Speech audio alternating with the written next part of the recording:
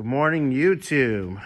Working on an 88 Vet with 5,500 original miles. Beautiful car. Beautiful. Intake manifold is leaking coolant on the front side. So helping the boss man out, getting some of the stuff out of the way for him.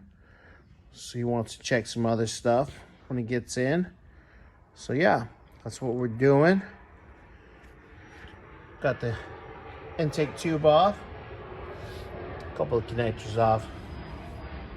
These actually come off on both sides, so the upper piece comes off, and then I can start pulling the harness off the injectors, other stuff, other vacuum hoses.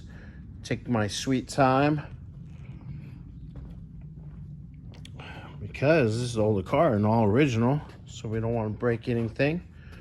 Want to make sure everything stays intact. Going to get the throttle cable, cruise control, and the kick down cable disconnected. Bracket off.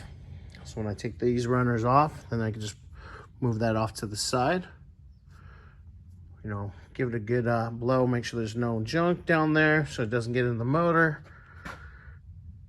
So yeah, we'll get you guys, keep you guys updated.